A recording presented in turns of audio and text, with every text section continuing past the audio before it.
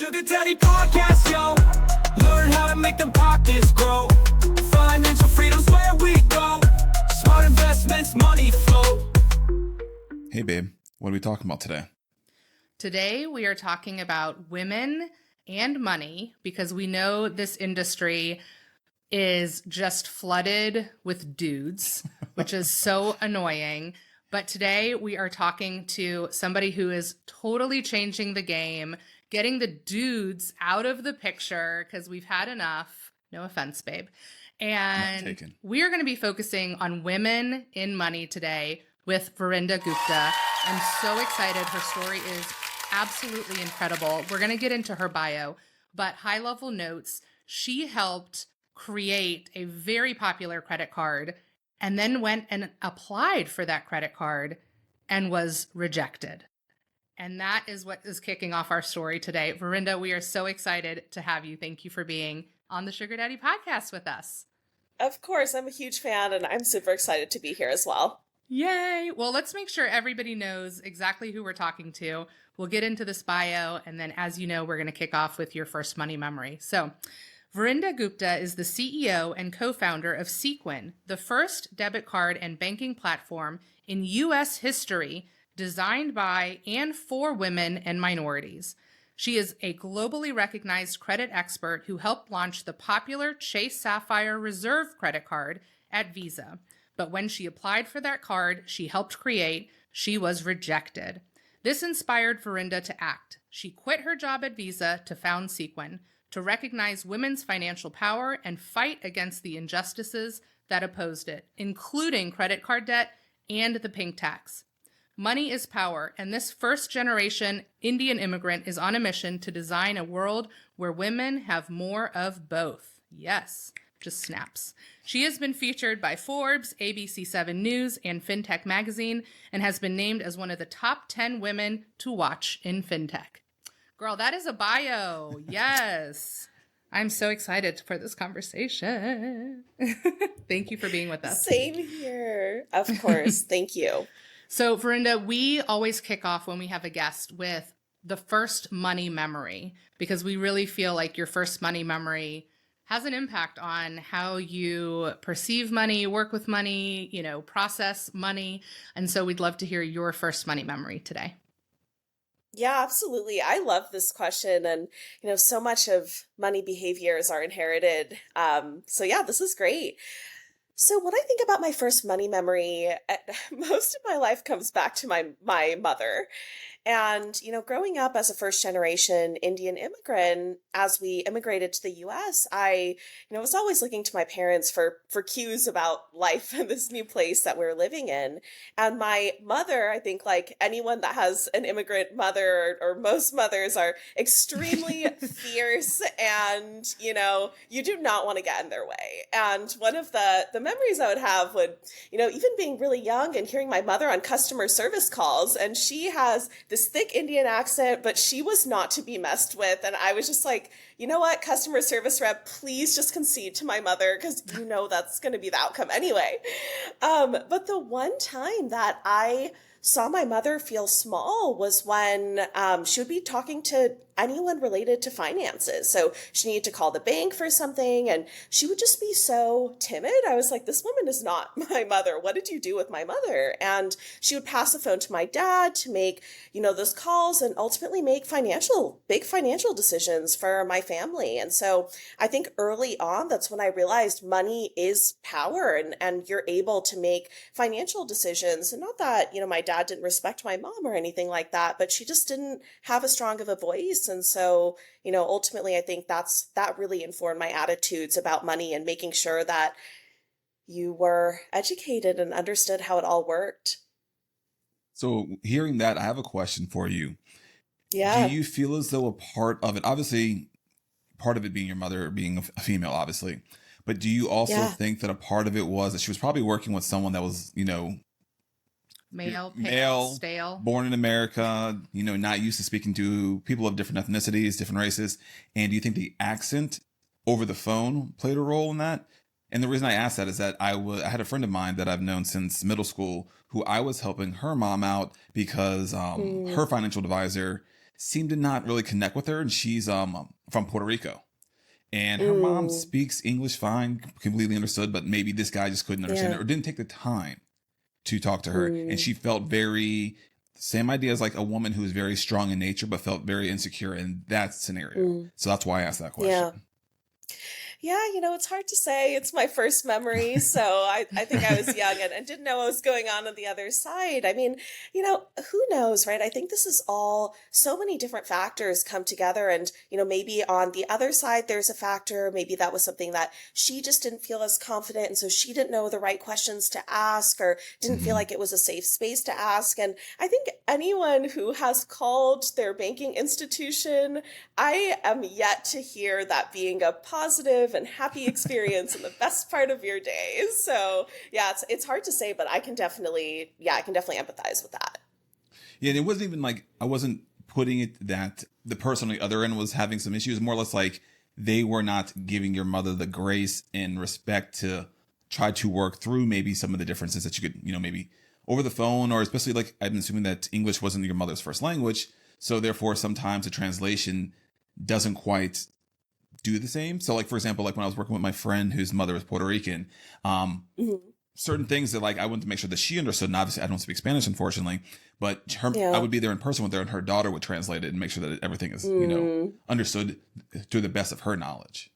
Yeah, yeah, absolutely. Yeah, I mean, I've heard so many of those experiences, and I'll have to ask my mother if she felt that way. But I think it's hard, right? There's so much misinformation. You don't know what you don't know. You're talking to this person of authority on the other side, and it's very easy to feel like they know something you don't know, and you might say the wrong thing. And this. These fears are valid, I think is the main piece to share here, right? I think from my mother's perspective, there was a lot of gotchas in the financial system, and she's not wrong, right? You Not at make all. one mistake or you start getting, into a cycle of credit card debt or whatever that thing is. And it's extremely scary to be able to Mhm. be on the other side of this, large institution that was really not designed for you. So yeah, I Hmm. mean, I think it's great that you're able to help your friend. And yeah, there's a lot of challenges here. Brenda, walk us through that moment and then you ending up at Visa building one of the most popular cards available to us today. I mean, we have a Chase Sapphire card. We love our points. We believe in our points. In points we trust, right? So walk Yes. us through that experience, how you got there, and then ultimately, of course, how that founded Sequin. Absolutely. Yeah. Yeah. This is great. And yeah, it's a great product. So You helped build yeah, it, so so duh. yes, I know I'm slightly biased, but no, it's yeah, it's great. Okay, so yeah, so growing up realizing money is power, realizing that my mother not having that same confidence or know-how or understanding of the financial system meant that she had less of it. And both my mother and my father said it is so important for you to be financially independent, for you to understand how the financial system works in the US, especially. And so I said, okay, well, what better way than to literally be in the center of the financial world? And so my first job out of college was at Visa, and I had this great opportunity to be building and launching popular credit cards. And, it was incredible to understand, what the financial incentives are, the different parties. I found payments in the financial world very interesting because most of us will engage with a payment tool multiple times a day, but there's a lot that goes on behind the scenes. And I found that all so interesting. And of course, the financial system is one of the most important systems, it keeps economies running. And I found it all really interesting. So I worked on a very popular product called the Chase Sapphire Reserve. I worked on the Visa side, so it was actually the platform powering the product. And we did so much research. It was really fascinating because up until then, the products I was working on, I didn't find really that interesting for me in particular.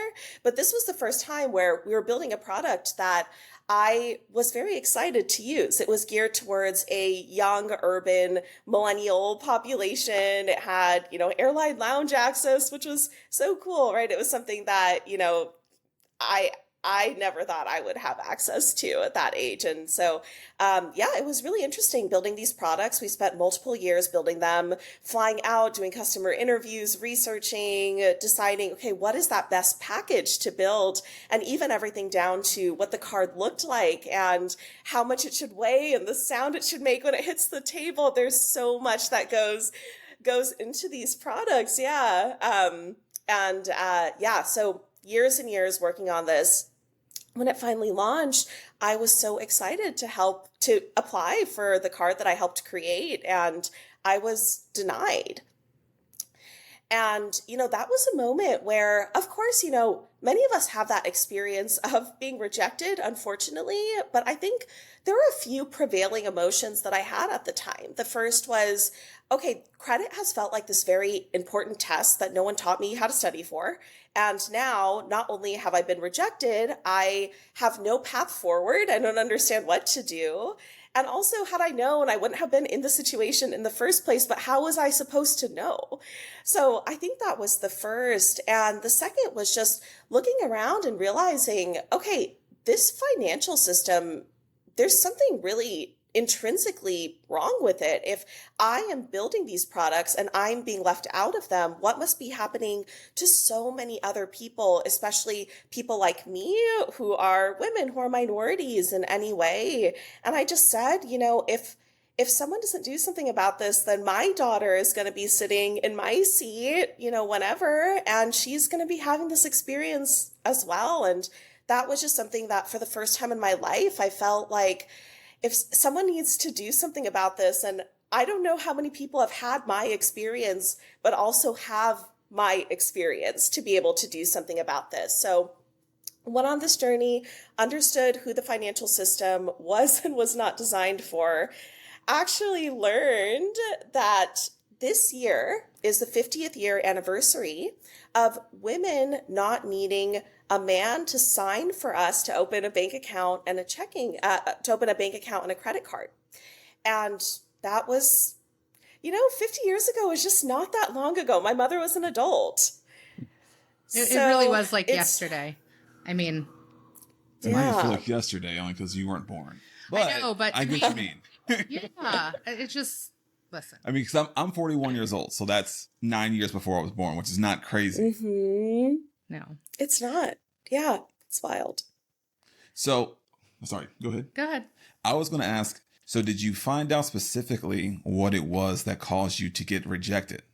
That's the question I was going to ask. Okay. We're right here, babe. That was the hard part, right? I know now, but at the time, legally, what needs to happen is after you are rejected from a credit product, you receive a notice in the mail that says why you were rejected. But it's usually, they give you 5 reasons. This could be one of 5 reasons, right? And it is one of those, but it's really not personalized. It's not actionable. And you're like, great, every time you get rejected, right? That's a hard pull on your credit report. And so your credit score gets worse. It's this chicken and egg kind of situation. So I think that's what was the biggest challenge at the time for me was, again, okay, I was never taught how to do this. And now that I've been rejected, there's really no path forward. So what does this mean for me? Am I just left out of the financial system for the rest of my life? And that was the feeling. And I think that's so relatable. I want to know, going back to your parents, because my mom is German, and I have a lot of friends with immigrant moms as well. And so what you said at the beginning really resonates, because I think when you have an immigrant parent, you just have a whole different experience in life because they are built different. It just is what it is. They are built different. Your mom is definitely built different. I'm going to leave it at that. That's not what this podcast is about today, babe. But, even coming here, my mom married my dad, who was from Florida. He's an American. And it was just I always grew up like, you only spend what you have, you save. We're not putting anything on credit cards. Our cars were bought outright. The only debt that my parents had was a mortgage, so I'm curious to know, was that your experience as well? Or, were your parents also like, you pay for it in cash and that's it? Those are the only options we have. Or what was your experience there? Yeah, I mean, I think living within our means was really important. I think culturally as Indian immigrants, but also in my parents' situation, they moved to the U.S. with very little money to their name, and my parents are really well educated in India, but when they moved here, it's not like their degrees really transferred very well. And so I think, especially early on growing up, it was this kind of paycheck to paycheck mentality where you don't know, when your next dollar is coming. And I think the idea of debt was extremely scary. So yeah, there's definitely this savers mindset. And I Hmm. think, even as my parents, I just am so proud of what they've done with their lives and their careers and how they've set my brother and I up. It's, I yes, being an immigrant is being built different for sure. But yeah, I think, even with that, there is so much of a lack of financial education on how do you actually set yourself up well? How do you set your kids up well? And so ultimately what was happening to me was just I wasn't building my credit history. And when I went to apply for a credit card, even though I was making a decent income working at Visa, all of my credit history was attached to my parents and never was in my own name. And so that's ultimately what my situation was. But I do share that to there's so many similar situation, right? It doesn't have to be just that specific one. It's just, had I known, I wouldn't have used credit cards that way. Had I known, I wouldn't have paid these banking fees. Had I known XYZ, right? There's so much. And we see so many stats in my research kind of exposing the financial system that women and minorities are paying more in banking fees, more in credit card fees, more for credit, even though ultimately we're better to lend to. So there's just so much around that. And I look around and I'm like, are all of these institutions built on the backs of women and minorities not knowing what to do? That could be a logical deduction. So yeah. I mean, I think also it needs to be said that the type of like money and how it functions from a financial standpoint in each country is different. A lot of people think that the way the US functions is how a lot of the other countries do, and it's actually very different. So, for your parents Yes. having grown up in India and then moving to the Yeah. United States as adults, they were well versed in how things work in India, which is completely different than how it works here. Totally So different. it's a Yeah. whole learning curve in order for, first generation kids to learn these, things from Yeah. their parents because their parents are learning at the same time. For sure. There's so much privilege in that too, right? I think, as we talk about Sequin and I'll talk about, a lack of financial education on the internet, on different platforms, right? You'll hear so much of, oh, well, why would you even do that? I can't believe you got rejected. I can't believe this. And for me, I say, I'm so grateful that you haven't had that experience because that means that you had someone to share this to you, right? There Hmm. is this kind of generational privilege where you're able to say, okay, I know what to do, so I'll tell you what to do, or I'll set you up well. And so, whether you are a minority or an immigrant or just someone whose parents didn't have access to financial education, the stuff isn't taught in schools, right? Where are you supposed to learn it? So, I think that Exactly. is, really, really eye opening. If you know it, that's so amazing. And that's such a position of privilege. And that's what I try to share is, keep on sharing those, share that with your loved ones, but realize that so many of us don't have that. So I'm the way that I grew up, I'm definitely an outlier in the sense of, I grew up, my mother raised my brother and myself by herself. So statistically speaking, I'm the outlier because we were fortunate enough that we did have financial literacy. My mom did have a financial Mm, advisor. She was good with love money. She that. did That's teach us a great. lot of stuff, but there was a lot of things that, that weren't taught, and Yeah. we're just building on that from a knowledge standpoint. And we want to make sure that we build on top of what our parents have taught us and continue to teach more to our kids. Hmm. Yes. Amazing. I love that. When I first read your story, I was thinking about, vividly remember my mom adding me as an authorized user to one of her American Express cards before I went off Mm, to college. Now looking back, right, the more you know, in my head, I'm like, oh, she could have done that when I turned 13 instead of when I turned 18, right? But the fact that she did that helped build my credit so that when it was time for me to, graduate, move out, get my own place, that kind of thing, I did have established credit history. So even something that small is impactful when, you think about somebody's story that's similar to yours, where it's like, hey, I hmm thought I was doing the right things. I was paying for things in cash. I wasn't living beyond my means. but somehow I still got bit in the butt for it, you know? I mean, Yeah, my yeah, mom did the for same sure. thing. And Yeah. she put even though my mom had enough, I had scholarship money for college, but the Hmm. amount that my mom had to pay, or I was thankful that she did pay, we actually took out student loans in my name, and then she paid them off when I graduated, and that was another credit boost. Yeah. Hmm. It's the little Yeah, for things. sure. Well, now It really is. Yeah.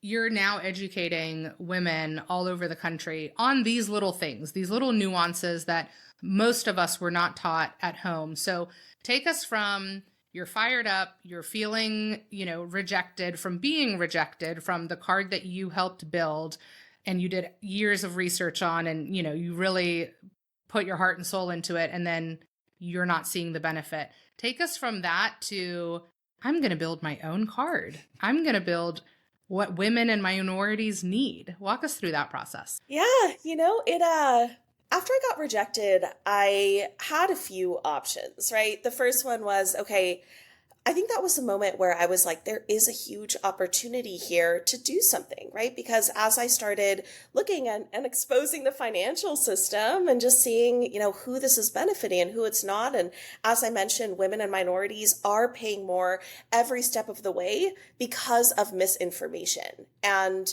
I said there's a huge opportunity here. My option is I can, leave and do something on my own. I could, accept the status quo and just kind of feel rejected, right? And keep going.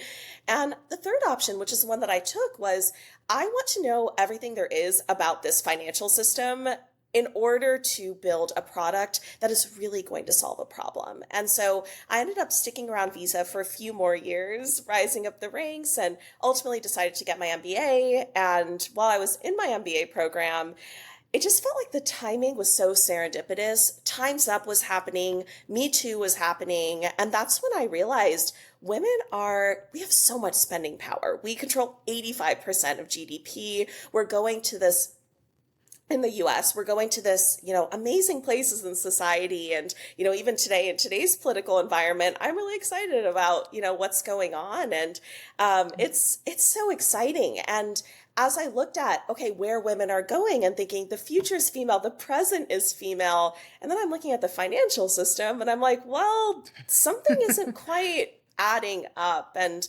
I just realized that if someone didn't do something about this, our years to gender equity just increase. And access to finances and access to financial know-how and access to products that can help you practice that know-how, to me, that is the single best thing we can do in order to close gender financial gaps. And so I said, well, what is a better thing to do with my life than to really go after this opportunity and try to do something better and do something that hasn't been done before? And I spoke with hundreds, now years later, like thousands of women, and just started with, what are your problems with the financial world? Like, what has happened to you? How long is that spreadsheet? Oh my gosh. You know what? We have I've cried on those calls with our users. I've empathized. I've laughed. It's been, just so eye-opening to see that we as women and as minorities are having different financial experiences. And whether it's, being rejected from something, whether it's, not feeling confident, not knowing that you can call the bank and say, hey, I got an overdraft fee. Can you reverse that? And just not, there's so much around it. But even as I was looking at the credit cards that I was building at Visa, so many of them had rewards where men were more likely to spend versus where women were more likely to spend. So dining and travel, right? Those are like, I know you both have Amexes and reserves and all those things, right? And that's so fun. And I obviously recommend those products that I help create to anyone who doesn't have credit card debt, right? But what I say is, if you have credit card debt, there are very few other financial priorities that you have outside of paying off that credit card debt, right? Because if you invest, on average, you're earning 7 to 8% in the stock market. Credit card interest rates are 24.78 as of Crazy. yesterday or something insane, right? So we just say, what I thought as I was talking to women was, I said, okay, well, banks are making more off women and minorities in late fees, overdraft fees, just banking fees in general. So the gaps start really when you get your first checking account. So I said, okay, well, I want to start there with your first checking account, your first debit card. And I don't want to have fees on it, right? There are better ways to make money than to say, "Hey, you don't have money in your account. Let me charge you." Right. Again, right? How does that make any sense? So I think that was the first place was, looking at what the experience was with checking accounts, et cetera, and saying, okay, it doesn't have to be like that. The second thing I looked at was just access to financial education and resources. And what I was seeing was they're great. I mean, we've partnered with so many amazing financial influencers, but the challenge is just knowing what to do and actually doing it are two very different things, right? Yes. And I feel like I can definitely empathize with that on like my personal health journey, right? It's like, I know, maybe if I make this decision, this isn't the best thing, but it feels so good at the moment. So we said, on the topic of paying off credit card debt, right? We said, okay, we actually want to show you what your time is to debt free, looking at what you're doing right now, how much you're actually paying in interest, what are those rates? Like we see that women and minorities have more credit cards in different places. And so we said, let's bring those all together. Let's help you pay off the credit card debt with tools to aggregate everything. So you can see everything in one place and you can do your banking in one place and you can see your credit card debt payoff goals in one place and you can budget for everything in one place as well. So that was the second piece. And then the third was rewards. So what we heard a lot of was, okay, I'm in credit card debt. I feel guilty anytime I invest in myself. And I said, okay, well, so many of these credit card rewards are on dining and travel. I love to dine and I also love to travel. Those are things I love to do. But there's so much more that we do as women, right? We are, our healthcare expenses are more. We, our personal grooming and maintenance expenses are more. On top of that, there's a pink tax, right? These products are, marked up just because of gender-based pricing discrimination. So I said, okay, what if we could just make rewards really simple? There don't need to be any complex point schemes. Those are fine, right? If they work for you, you don't have credit card debt, everything's great. But if you do, what are your options, right? It's going back to your big bank debit card or, adding to your credit card debt on one of these products. So I just said, let's make rewards super easy. So on Sequin, we offer up to 6% cash back on self-care categories. So think drugstores, think salons, think gyms, think beauty stores. So, and it's all in cash back. So it's super simple to redeem. So I put all that together. I talked to a bunch of women and I said, would this solve your problem? And they're like, yeah, this is great. What does the card look like? So going back to the Chase Sapphire Reserve. So as we thought a lot about like the metal and what it looked like, I noticed that most of the cards in our wallets are black and blue and gray, right? And I know that the cards and I heard that exact thing. They said the cards in my wallet are ugly. It was always that. And so we had a vote with our community. We said, what color should the cards be? And they said, okay, we want a color that's going to look really good on any skin tone. So our cards are coral. Yes. And definitely stand out amongst the black and blue. And you can also put a money mantra on it. Mine says give women credit, but we've had so many amazing ones like, are you sure? Before swiping, or lyrics from, your favorite artists. So I love the money mantra. That's me awesome. Too. Yeah. I think we should also explain what is the pink tax for individuals out there that are more specifically as men who aren't familiar with it. I understand what it is, but I would like to hear, a really good explanation so they know. Yes, for sure. I'm glad. Thank you for asking, Brandon. That's awesome. So the pink tax is a well-documented phenomenon where women are paying more for everyday products and services 42% of the time. And that adds up on average yearly to over $2,000. And over a lifetime, it's like hundreds of thousands of dollars, especially if you think about like what you could do with that money, right? You could invest it, you could pay off your credit card debt, do something else.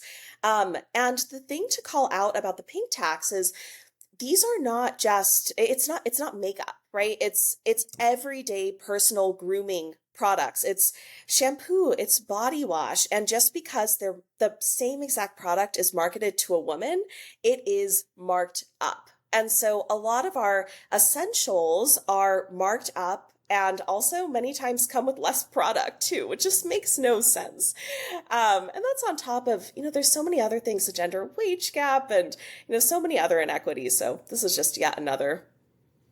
Yeah. So for you fellas out there, I'm bald, so I use a razor, and it would be the same razor that is marketed towards a man. Only difference is that it's pink.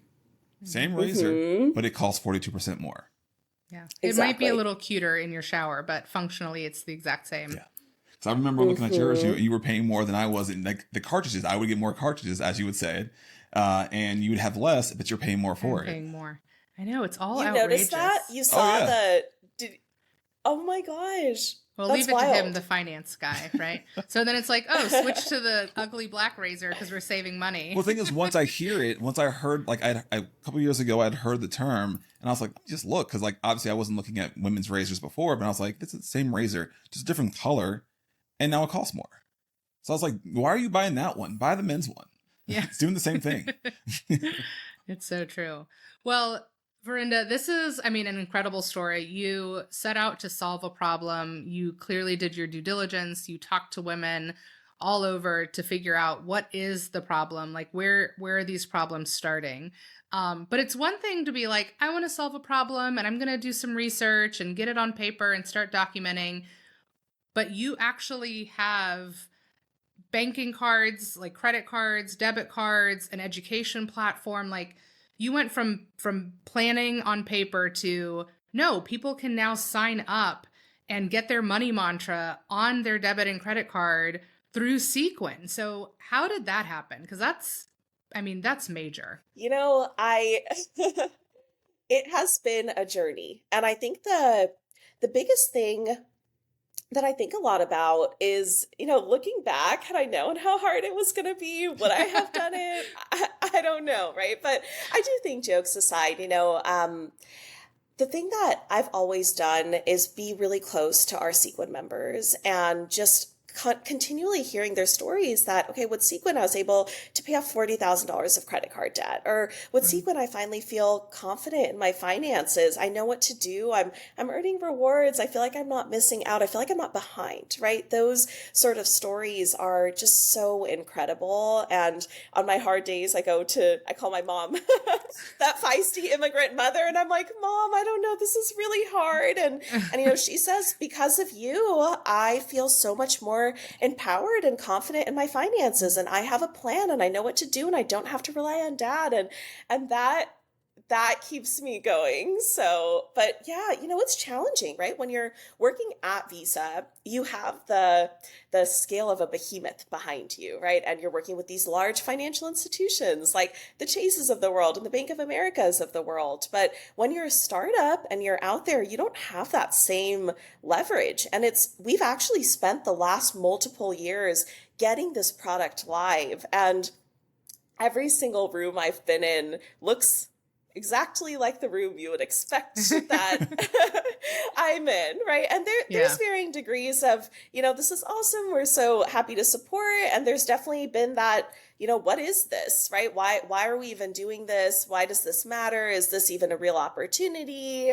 Are you the right person to do it? At which point I really have to hold myself back and say, I built the product in your wallet, a lot of them, so I'm definitely the right person. I'm not sure who else. And I wonder if you would ask me that question if I looked like who you would expect to be behind that product. So it's definitely been a lot of ups and downs. And I'm so grateful to have something live, and I'm so grateful to be talking about it here today. So I think just living in gratitude, but it has been really, really, really extremely challenging to get this off the ground. Like hearing you talk about it, one of the things that really sticks out to me is that it feels as though it's very much building a community. Because I would say from like my experience, as working with individuals and families, a lot of people feel as though like they're the only ones experiencing their scenarios, when I have to let them know, I'm like, no, this is common. This is not, you're not behind. You're not, the only person experiencing this. And I think, from what I'm hearing, like having a community where people can understand that, like, hey, we are together, we are experiencing similar things, and there is a path to get, to where you want to be, is the biggest thing that I was taking from that. I love that insight. And I think that's one of the pieces. When I was rejected, I didn't know who to tell, right? I was embarrassed that this had happened to me. I, looked different from most of the members of my team at Visa. And there's always a little bit of imposter syndrome there. And I felt so exposed. And I think that experience is so relatable. And we have these conversations in Sequin all the time where we'll actually do a Friday check-in together and we'll say, okay, what is one thing you did to care for your finances? And what's one thing you did for self-care, right? Because we'll give you the rewards on self-care. You can budget for that. And last week, one of the prompts that we had was, what was your worst experience with the credit world? And what was the worst experience with the world of finances? And the chat is just popping off because I think people are itching to have these conversations, but you just don't know. Is it just me? I'm embarrassed. It's that experience where your card gets declined randomly at the checkout and you're like, wait, I promise I have money, but you feel so exposed and embarrassed. So yes, I totally agree. I think having those conversations and normalizing everything is so important. It's very funny you say that because, like, I've had experiences where, you go to run your credit card and you have plenty of money there, like your card's paid off, it's fine, and it doesn't run through. And if there's a lot of people behind you, I know personally as a Black male, I feel a little different and embarrassed because I know my money's there and I'm afraid of what other people are maybe thinking as a stereotypical Black male, like, you don't have any money. And so I can definitely, understand that. Yeah. For sure. But that's and why... I think that Go ahead, Vrinda. Oh, I was just going to say, I think that experience translates really well to, if you make a mistake in the financial world, you don't want to share that because you are so smart and ambitious in every other aspect of your life. And for some reason, this financial world has made us feel like, oh, as women, we're bad with money, or as, minority, we're bad with money. And then it creates this loop of not sharing those experiences, but not sharing means that you can't better. So yeah, I just wanted to relate with that. But yeah, go ahead, Jess, if you're going to share something. No, I was just going to say, part of the reason we started the podcast to begin with is to normalize money conversations, the ups, the downs, the in between, because it really is about building community and learning from each other. But in that sense of community, you start to realize that you're not the outlier, right? You're not the exception. Mm-hmm. You are the rule, because we've all been through our money problems, right? Like, I've openly shared that my graduation gift was my parents paying off my credit card that had $10,000 on it, because I was living way beyond my means in college, and just swiping with the rest of everybody else. And, we're going to do bottle service. And yes, I definitely needed this $100 fine dining experience. And it's like, girl, sit yourself down. No, you did not. But those are things that we all do in our own ways. And you live and you learn, and you don't know what you don't know, and you get better and you do better. And so talking about those things really is important. And especially, I think your story is so special because most of us have not built credit cards, right? So the fact that you are building this product, and when you said like, oh, the color and the weight, and what does it feel like when you put it down on the table? I would have never even thought about that. Like, yes, I like my Amex Platinum being metal, and I think it feels cool and it's not flimsy, but like, I never processed that somebody actually thought about this, color and product and weight and texture. Yeah. And I mean, it's wild. It's funny you say that because like, I felt the same way. Like, I'm not an aesthetics guy when it comes, especially like a credit card. I could really couldn't care less. But, I do remember in my younger years, I worked retail, and I do remember the first time having somebody come in and they had a black card. And I do remember when they handed it to me, I wasn't paying attention to what it was. When they handed it to me, I was like, I had to look at it because I was like, this doesn't feel like a normal card. And then I realized what it was. So it is interesting that like a lot of thought does go into that. Yeah.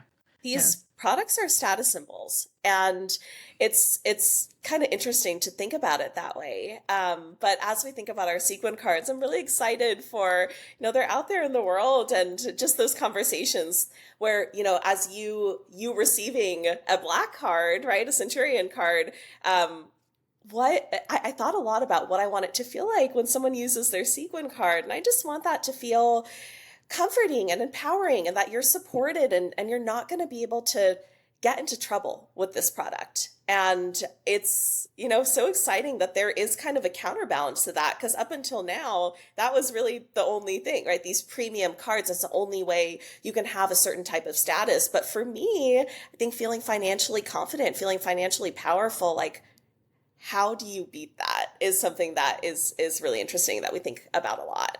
Yeah, that's a flex in itself, right? Feeling Yes. good about your money. So, For sure.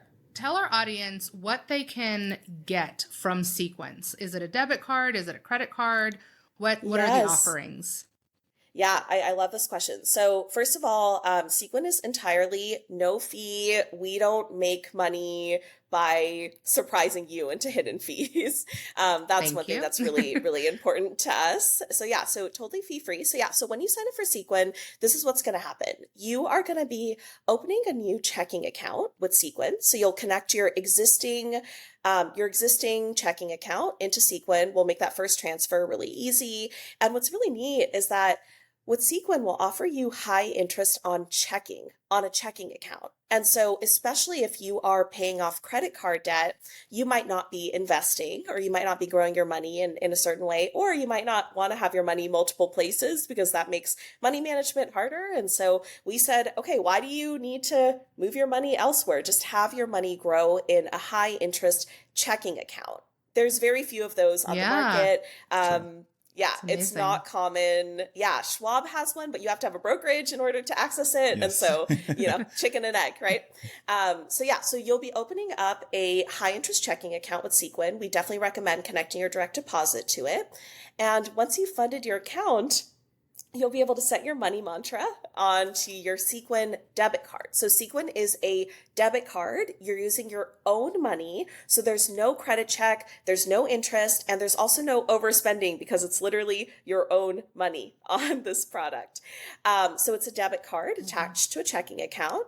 As soon as the funds clear, you'll have a virtual card to use. We always recommend using the virtual card online, just for security, in case the physical card gets lost. And we'll send you your physical card in the mail a few weeks later.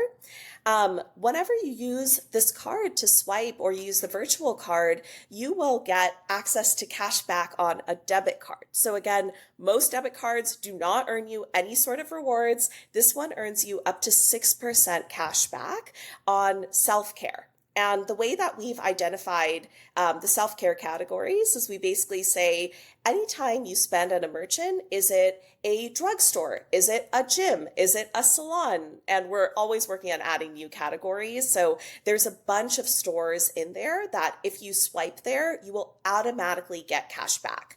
You get the 6% if you spend $500 anywhere on the card. So not just on self-care. If you put your groceries, whatever else on it, $500 a month will unlock 6% on those categories. And if you spend less than that, then we'll still give you some cash back. It just won't be at the 6% level. So to unlock it, that's how we make money, is every time you swipe this card, we get a little percentage of the fees that the merchant accrues. And so it's a win-win, right? Every time you use the card, we get paid. So we definitely recommend that you use the card. And then the third piece that you'll get is access to a bunch of incredible tools within Sequin. The one that I love the most is our credit tools. So you'll plug all of your credit cards into Sequin. We make that super easy. And then we'll show you your time to debt free, how much interest you're paying, your APR, all of your details in one place. And you can set a bunch of different alerts within Sequin as well to let you know really critical information on your credit card debt payoff journey. We'll also help you budget for the self-care, for any sort of self-care payments, and also will help you budget for the credit card payments as well. And everything is all in one place, and that's super easy. And the very, very last thing is a community. I know we talked about that. So we do a bunch of webinars, educational resources, and there's a community that you can stay accountable with and just share any information, which I think is very relevant to this conversation. We do have a membership tier. So if you're interested in earning even more interest on your checking account, you can pay for a monthly membership, and you'll also get ATM reimbursement at that point. So if you're a cash person, you can get your cash out and not have to pay for that. You've really thought about And all of it's everything. free. Yeah, I mean, you had me at free 99, which is fantastic. But I mean, everything, being in one place. I know for me, I hate going to all these different dashboards to access the tools that you are putting in one place. I mean, having fee-free anything is amazing. I mean, Brandon and I, we spend over $1,100 a year on the credit cards that we carry. And so to have an option of a fantastic product that is not going to cost you, and I know neither one of us have a high yield checking account. So, Well, technically I do because I have a business checking account. well, okay, that's not for our family. So, so that's incredible. So definitely encourage everybody to check that out. I do have two questions before we wrap up, Verinda. Yeah. Why sequin? What does the word mean? Because when I think of sequin, I think of like fancy, flashy, sparkly, glittery. But what is it? I actually love this question because on the forums online, people are like, I can't believe it's a women-focused thing named Sequin. And I actually love that because I think it's kind of spicy, and then I get to share this anecdote. So the reason why we named this company Sequin was the history of sequins. So sequins, it actually is from the Arabic term sikka, which means coin. And around the time of the Roman Empire, they used these Venetian gold coins as currency. But after the fall of the Roman Empire, then obviously those currencies became devalued, and people started wearing them as talismans or as decor around their bodies. And over time, then that evolved into sequins, which are known as, traditionally feminine clothing will have sequins on it. And so I love that duality of the history, the culture around just, finances and currency. And then also now to today, what that represents, and just femininity and being yourself and being bold and being, bright and sparkly, I think is so exciting. And is very different from the black and blue, patriarchal products we all have in our wallets. I absolutely love that. So obviously the platform is tailored towards women, but I'm assuming that men could obviously use it as well. Yes, absolutely. It's all genders welcome. And what we've seen is when you build products designed for women, they work better for everyone. So we're not trying to exclude anyone here. This is basically the way that the traditional financial system has worked. It was designed for men, and everyone else kind of slated themselves into it. So we're flipping that over. We're designing this for women, and we hope everyone else fits themselves into it, but also has a better experience here. And the reason I asked that question is because with the way that traditional finance looks like, they think about when they hear, build for women or build for minorities, build for black people, they think that it's exclusive, and that's not the purpose of it being built. It is Opposite. to help. Yes, exactly. And that's why I want to bring that up. Yeah. I appreciate you asking that question. Brenda, obviously you've learned so much in this journey, right? From being rejected to the card that you built to building a platform for women and minorities by a woman minority.